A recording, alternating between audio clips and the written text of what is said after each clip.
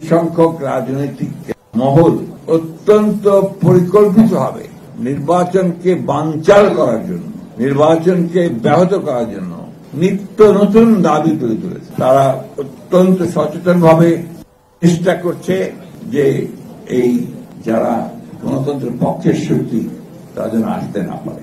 আমরা এই অন্তর্বর্তী সরকারের সঙ্গে সব রকম সহযোগিতা করেছি, কোথাও বাধা সৃষ্টি করিনি, কখনো কোনো বড় রকমের দাবি তুলে রাজপথে নেমে সরকারকে বিব্রত করিনি। কিন্তু দুর্ভাগ্যজনকভাবে সংখ্যক রাজনৈতিক মহল অত্যন্ত পরিকল্পিতভাবে নির্বাচনকে বানচাল করার জন্য, নির্বাচনকে ব্যাহত করার জন্য নিত্য নতুন দাবি তুলে তুলেছে।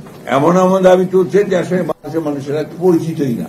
সংস্কার শব্দটার সঙ্গে আমাদের সাধারণ মানুষ পরিচিত না, মাঠের মানুষ, তারপরে তো সেটা আমরা কিন্তু যখন আপনার হচ্ছে যে আপনি ভোট দেবেন, কাকে ভোট দিলেন আপনি জানেন না, ব্যক্তিকে চেনেন না।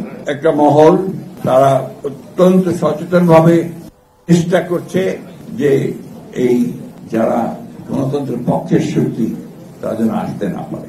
আপনি বলেন, আজকে যখন দেখি পত্রিকায় যে নিউ ইয়র্কে আমাদের বাংলাদেশের উপদেষ্টাকে অথবা আপনার উচ্চপদস্থ ব্যক্তিদেরকে আওয়ামী লীগের লোকেরা হেনস্থা করছে, হামলা করছে, তখন কোথায় যাব আমরা?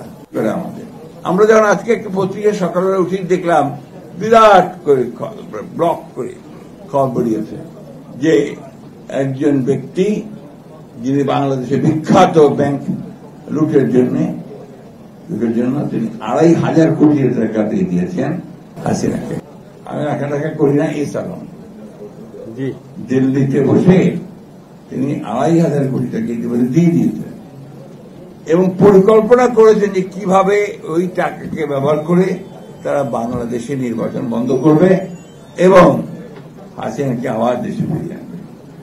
আমি বুঝি না আমাদের মানুষেরা কেন জানি না একটা কমপ্লেসেন্সিতে ভুগছে যে হয়েই তো গেছে বোধহয়, যার ফলে কি হচ্ছে আপনাদের কোথাও ঠিক হচ্ছে না। আপনি বলছেন আপনার জিনিসপত্রের দাম, মানুষ তো আবারও কথা বলে না, জিনিসপত্রের দাম একই ভাবে বেড়ে চলেছে। অর্থনীতিতে আজকে আমার কথা বলি, আমি আমার স্ত্রী আজকে সকালে ব্যাংকে ফোন করেছেন কিছু টাকা তোলার জন্য, বলছে যে সরি ম্যাডাম, আমরা ৫,০০০ টাকার বেশি দিতে পারবো না। তাহলে কোথায়? আমি সত্য কথা বলছি আপনাদের, তাহলে কোথায়? এই ১ বছরের মধ্যে যদি আমরা সেই পরিস্থিতির যদি আমরা পরিবর্তন আনতে না পারি তাহলে কিভাবে কি হবে? এইসব ঝামেলাগুলি এগিয়ে যেতে পারত যদি ৩ মাসের মধ্যে নির্বাচনটা করতে পারত। তারা একটা ইলেক্টেড গভর্নমেন্ট তার সমস্ত ম্যান্ডেট নিয়ে জনগণকে সঙ্গে নিয়ে এই সমস্ত শক্তিগুলোকে উড়িয়ে দিতে পারত। আমি এখনো বলি যে সময় আছে, এখনো কাম টু ইউর সেন্সেস। অতি দ্রুত এই সনদ সংস্কার এগুলো কাজগুলোর জটিলতা বৃদ্ধি না করে শেষ করে ফেলেন।